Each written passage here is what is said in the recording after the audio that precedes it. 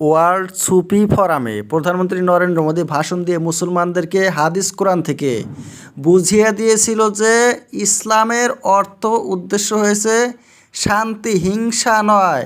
আল্লাহর ৯৯টা নাম, তার মধ্যে কোনো একটা নাম নাই যেটা হিংসা বোঝায়। আর প্রথম দুটা নাম রহমান, রাহিম, নরেন্দ্র মোদী বলে এই দুটার অর্থ হয়েছে করুণাময়, দয়ালু। তাহলে সন্ত্রাসবাদী বা হিংসা কোথায় থেকে আসে?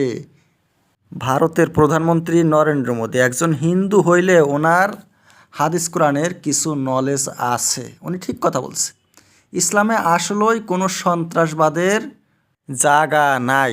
মানুষের ভালোর জন্যে কাজ করতে হবে সব সময়, আর হিংসার মাধ্যমে নয়, ভালোবাসার মাধ্যমে। মুহাম্মদ সাল্লাল্লাহু আলাইহি সাল্লাম অবশ্য যুদ্ধ করেছিল, কিন্তু কখন? যখন কাফেররা আগে তরোয়াল দিয়ে আক্রমণ করেছিল, যান বাঁচানোর জন্যে যুদ্ধ করেছিল।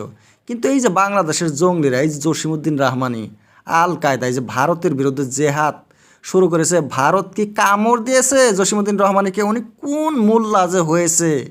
আর মোহাম্মদ ইউনুস দেখেন, এই মোল্লাকে জেল থেকে মুক্তি দিয়েছে। কেমন নেতা! প্রয়োজন হইলে বুকের রক্ত দিয়ে ভারতের বিরুদ্ধে যুদ্ধ করব, আর দিল্লি পর্যন্ত দখল করব। প্রধানমন্ত্রী নরেন্দ্র মোদীর যত সৈন্য আছে সব গঙ্গায় ডুবিয়ে মারব, এমন কথা বলেছে এই জসিমউদ্দিন রহমানি। এই ধরনের ভাষণে মানুষের ঈমান প্রতিফলিত করে না। আসলে যারা মুসলমান ছিল তারা দিন রাত আল্লাহর ইবাদত করত, আর ১ কোটি টাকা দিলেও একটা মিথ্যা কথা বলতো না, আর কোনোদিন জিনাও করতো না।